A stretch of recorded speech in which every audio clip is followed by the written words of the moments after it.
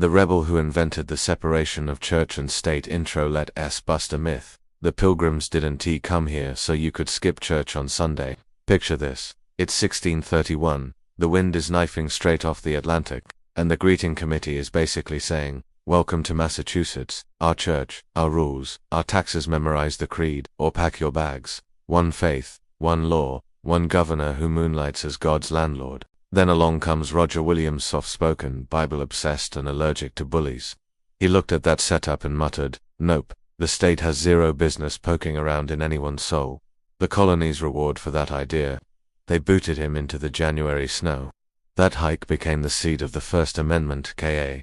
The reason your street can have 40 churches and you still have to darken the door of a single one. Section 1. The world he walked into. Boston, 1631. Streets are tidy, houses are neat, and free thought gets you a scarlet letter or worse. The Puritan bosses, fresh off fleeing Anglican persecution, had simply swapped teams. Their city on a hill had a bouncer at the gate. Miss 3 Sundays and the whip cracks. Carry a rosary and you're in the stocks. Into that pressure cooker steps Williams. He calls Native Americans neighbors, insists governments are for building roads, and trying murderers not heretics, and keeps repeating the line that drives magistrates nuts: conscience belongs to God, not the governor. Kind of hard to run a theocracy when the visiting preacher keeps quoting that. Section 2. The first spark. Williams wasn't hunting for drama. He just took the Bible seriously, especially the parts about land theft. He told the General Court that King Charles had no more right to deed native land than the Pope had to deed the moon. Translation: all those royal charters were worthless scraps. Half the colony's wealth was tied up in those scraps. Suddenly the harmless little teacher looked like an economic terrorist. They tried the velvet glove first. Private meetings, friendly clarifications, prayer sessions that smelled like last chances. Williams smiled, nodded, and kept preaching liberty of conscience like his life depended on it because, well, it did. Section 3. 2 ideas that could get you killed. Williams boiled his troublemaking down to 2 bullet points. Civil magistrates punish crimes, not creeds. Land is bought, never conquered. In 1635 those 2 sentences were basically suicide notes. They threatened every wallet and pulpit from Boston to the Berkshires. Section 4. The trial, October 1635. The General Court chamber is thick with candle smoke and righteous anger. Winthrop lists the charges as sedition, heresy. Williams answers in Latin, Greek, and Hebrew because apparently he expects angels to take shorthand. Cotton presses him. Will you recant? Williams says he can't betray his conscience. Verdict: exile, 6 weeks to get out before winter sets its teeth in your bones. Come back and it's a rope. Section 5. Into the snow, January 1636. The bay is frozen solid. Rumors say soldiers are coming to drag Williams back to England.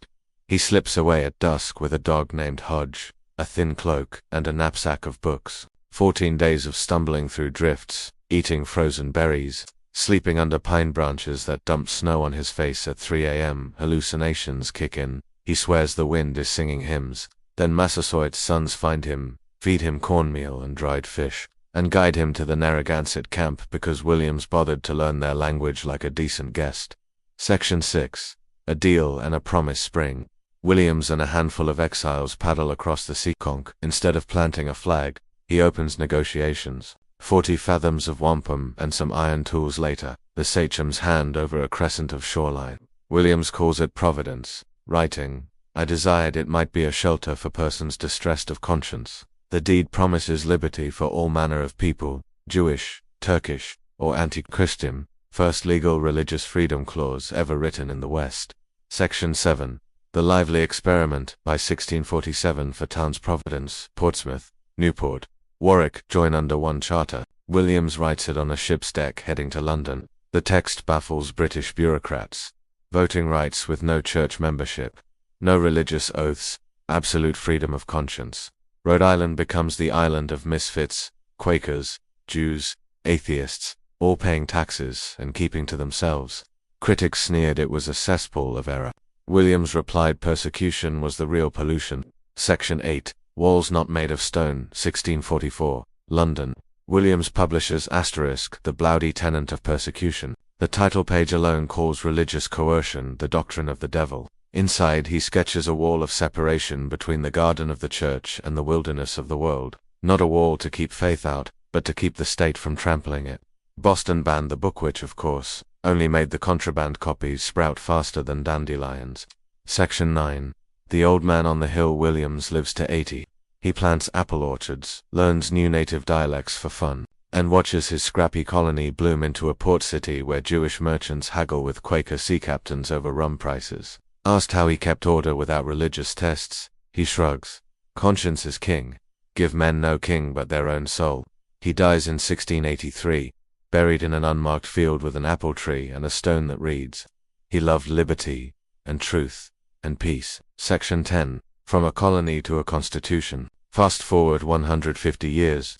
Jefferson, wandering a Paris bookstall, fingers a dog-eared copy of Asterisk the Bloody Tenant. He mails it to Madison, calling Williams I, who publicly denied the right of civil power to dictate in matters of faith. 2 years later, the First Amendment lands. Congress shall make no law respecting an establishment of religion, or prohibiting the free exercise thereof. Williams's fingerprints are all over it. Every Supreme Court case on school prayer, courthouse, or wedding cakes owes a nod to that snowblind preacher who bought land instead of stealing it. Section 11 Why this still matters today. People fight over football coaches praying at midfield or Ten Commandments plaques in courthouses. Both sides yell religious freedom. But few remember the guy who said freedom means the right to say no to the sheriff, the majority, or the preacher. Williams's point wasn't that faith should vanish from the public square. It's that faith loses its soul when the sheriff's standing behind it. The wall he built keeps government off the church's back, and just as vital, the church off the government's. So next time someone insists America was meant to be a Christian nation, picture the little colony that welcomed Jews, Muslims, and atheists before the Constitution was a twinkle in Jefferson's eye. Tip your hat to the guy who got banished for saying conscience is God's territory, not the governor's. Conclusion: most rebels grab a musket. Williams grabbed a pen and a deed.